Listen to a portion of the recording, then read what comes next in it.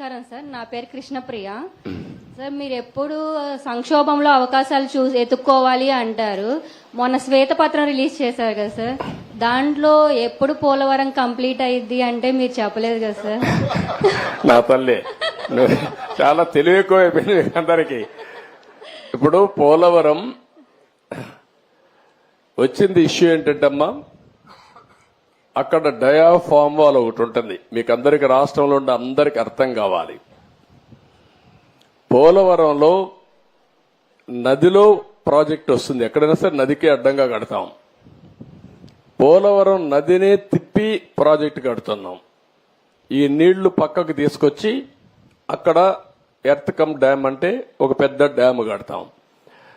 పోలవరంలో ఏంటంటే కిందన పొరలన్నీ ఇసుక పొరలు ఉన్నాయి, నీళ్లన్నీ వెళ్లిపోతాయి. అవి అరెస్ట్ చేయాలి.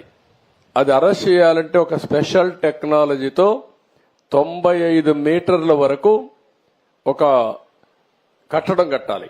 ఒక స్పెషల్ టెక్నాలజీతో ఒక పెద్ద కట్టడం కడతాం. దానికి జర్మనీ కంపెనీ వచ్చి మొత్తం వేశారు. దాన్ని డయాఫామ్ వాల్ అంటారు.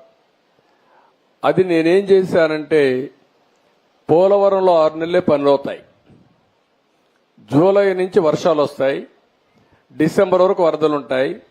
డిసెంబర్లో ప్రారంభిస్తే మళ్లీ మేకంతా పూర్తి చేయాలి. జూన్లో మళ్ళా వర్షాలు పడే పరిస్థితి వస్తుంది. 6 నెలలే వర్కింగ్ సీజన్.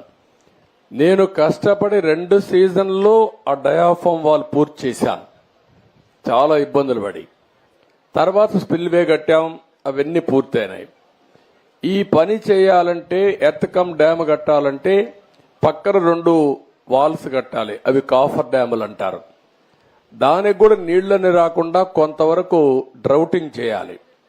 డ్రౌటింగ్ కూడా చేసి అక్కడి నుంచి కట్టుకొని రావాలి. కరెక్ట్ గా నేను అధికారంలో ఓడిపోయింది మేలో ఓడిపోయాం. మే జూన్ వరకు గాని పనిచేస్తుంటే డయాఫామ్ వాల్స్ అన్ని పూర్తి చేసేస్తుంటే నీళ్లు అక్కడికి వచ్చేటి కాదు. ఒక చిన్న గ్యాప్ ఉంటే కాంట్రాక్టర్ మార్చారు, ఆఫీసర్లు మార్చారు. వర్షాలు వచ్చాయి, 2 ఏళ్లు పట్టించుకోవాలా. నీళ్లన్నీ వచ్చి డయాఫామ్ వాల్ కింద నుండేదంతా సుడులు తిరిగి, ఎందుకంటే అవి పెద్ద ఎత్తున 20 లక్షలు 30 లక్షల క్యూసిక్స్ ఆఫ్ వాటర్ వస్తుంది.